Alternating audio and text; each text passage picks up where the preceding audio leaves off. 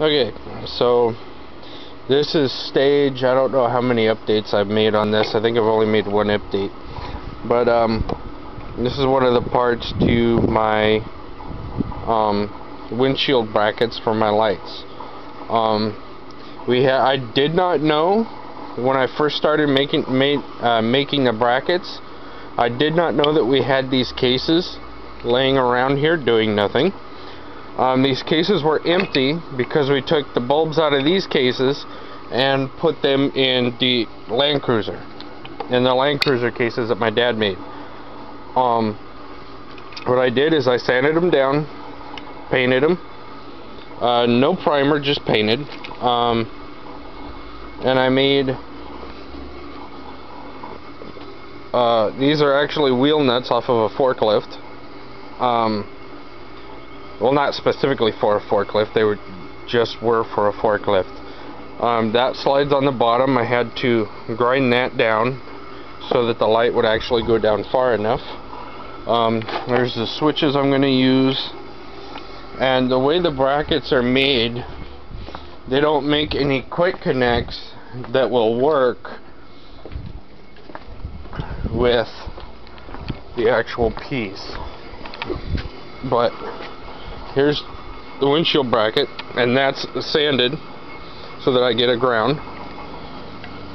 Here's the bracket, goes on the windshield, and there's actual rubber in between the windshield frame and the bracket, so it's not grinding against my paint.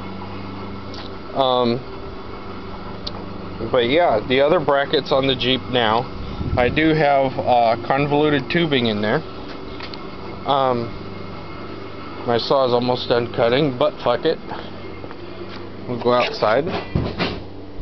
Yeah, done cutting. I come out here. I'll just show you guys. Here's what it looks like on the Jeep. It is leaning, this piece is actually leaning towards the windshield a little bit. Just a tad. What it is a 1/4 inch piece of pipe down through there, because my original design was going to have lights that had the piece coming out the back instead of out of the bottom like the other light. There was one in there, like the other lights that I have. But anyway, this comes out through the windshield, from behind the windshield. You can see my dash is taken out. You can see my dash is bare in there. I had to get longer bolts because this is almost 1/4 inch thick steel. This bolt was perfectly fine. I had like 1 inch of thread on that. But these ones, what I didn't understand about the original bolts is they were only grabbing on 1, maybe 2 threads at the most, because they wouldn't even screw in with this pressed against the side. But yeah, that I'll show you on the other one. That goes down to there, and then it makes a 90 through there. And there's another one there. I gotta put the other one on the other side, obviously. But yeah, it's angled and everything. And like I say, the rubber, you see the rubber there. Because the KC mounts don't come with rubber, so they grind against your paint, and that yeah, I don't want that because I like my original paint. But eventually the Jeep's getting painted this color with probably maybe a star on the hood. I don't know yet. But yeah, that's the brackets. The wiring, it's 10 gauge wire from my fuse panel to the switch. This is a switch for my backup lights, but I'm going to put another hole here and put the switch for those lights right here.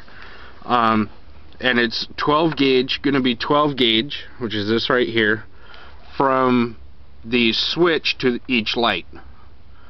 And being that the switch is in the middle, each light will come on at the same time, basically. But yeah, here's the light. There is a light. I just put my elbow on it. This is going to get removed, and a eyelet is going to be screwed onto it. But there's what it will look like, and right there's what it'll look like. Yeah, an eyelet's going to be installed there because it's such a sharp 90 that these won't work. And I'll just put a 1/4 inch bolt through the eyelets. But yeah, they're 100 watts a piece. They're the same. Oh, shit, I gotta get new weather stripping now. Lovely. The Jeep's like a fucking boat.